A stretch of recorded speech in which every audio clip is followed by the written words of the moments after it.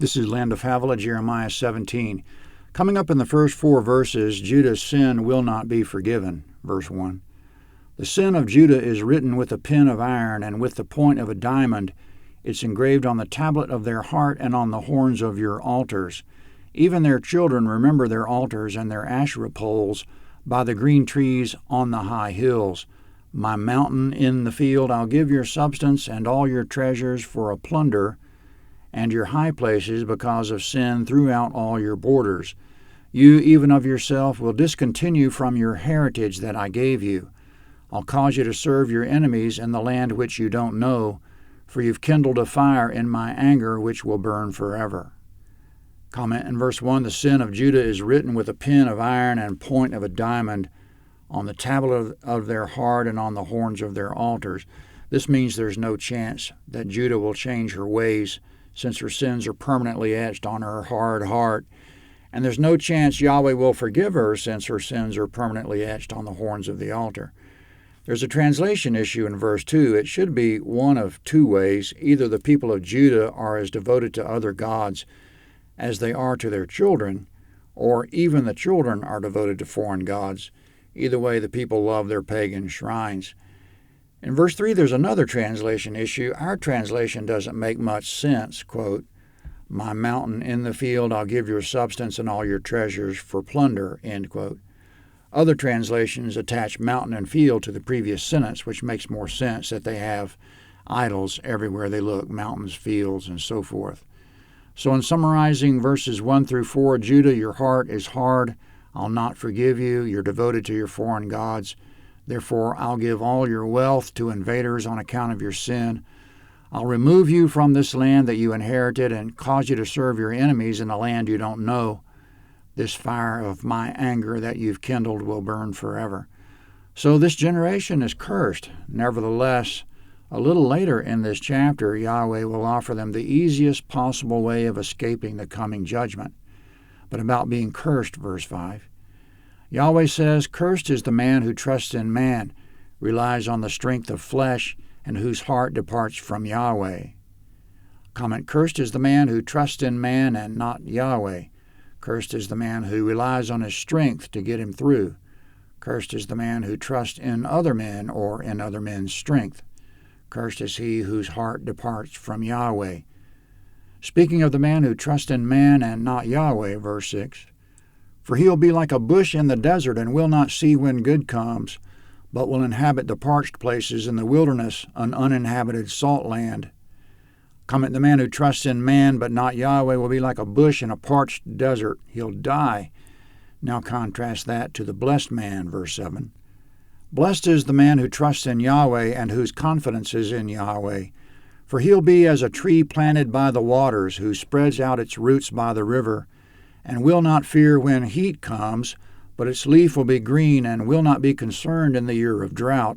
It won't cease from yielding fruit. Comment, trees in the desert thrive if they're on a riverbank. This is as opposed to being a bush in the desert. It's the difference between the surety of life by that water and the surety of death where there is no water. So all you people trust in Yahweh and be the tree by the river and have the surety of ongoing and continuous life. Verse 9. The heart is deceitful above all things, and it's exceedingly corrupt. Who can know it? I, Yahweh, search the mind. I try the heart, even to give every man according to his ways, according to the fruit of his doings. Comment, don't trust in man, because his heart is deceitful above all things, and is exceedingly corrupt. Who can know one's own heart, much less the heart of another? Yahweh knows in verse 10. He searches the mind and puts the heart to the test, to give to a man according to his ways. Whatever a man sows, that will he also reap. Galatians 6:7, verse 11. As the partridge that sits on eggs which she has not laid, so is he who gets riches, and not by right. In the middle of his days they'll leave him. At his end he'll be a fool. Comment, translations of verse 11 vary. It's unusual for there to be so many translation issues in such a short space. In this translation, the partridge sits on eggs she didn't lay. In another translation, she sits on eggs that fail to hatch. In another, she gathers a brood she didn't hatch. So we don't know what to make of the partridge, but we do understand the man in verse 11. He gets rich dishonestly. Sooner or later, his riches will depart from him. They'll vaporize. In the end, that man will be confirmed as a fool. Verse 12. A glorious throne set on high from the beginning is the place of our sanctuary.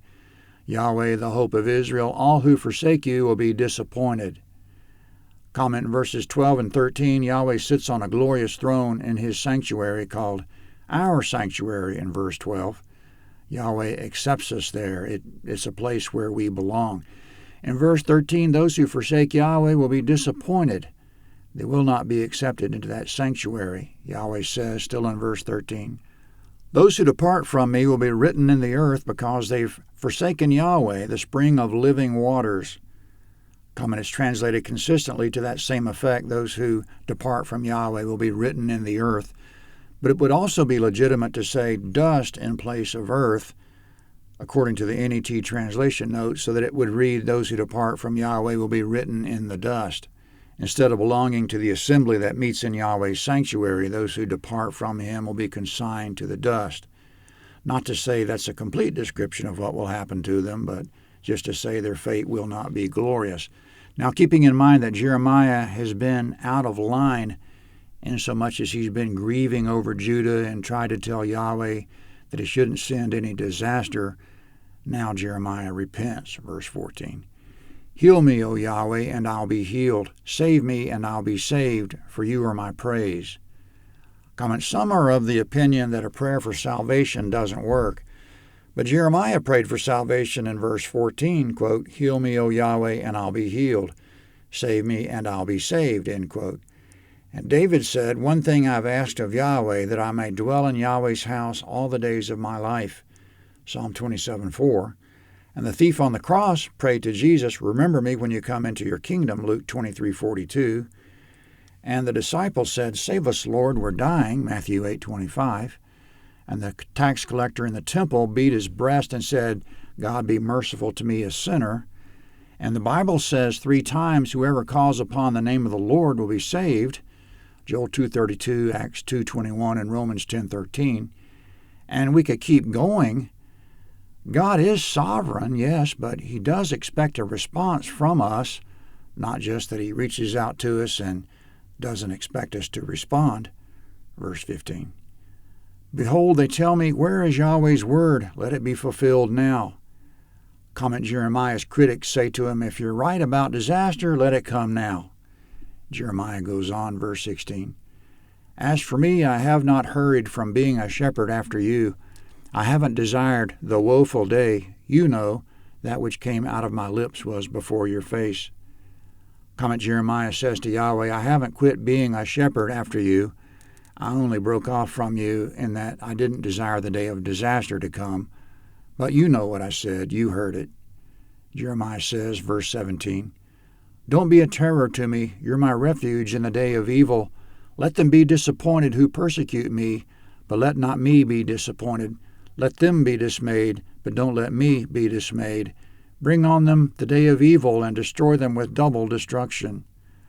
Comment in verse 18, Jeremiah has repented. Since Yahweh wants a day of evil and destruction, so be it, Jeremiah says. Bring it on double. Now Yahweh gives Jeremiah a new preaching assignment, verse 19.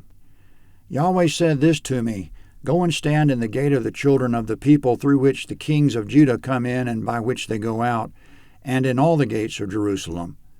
Comment, the term children of the people emphasizes history and heritage. It points out that the present generation of adults are the children of those who came before, going all the way back.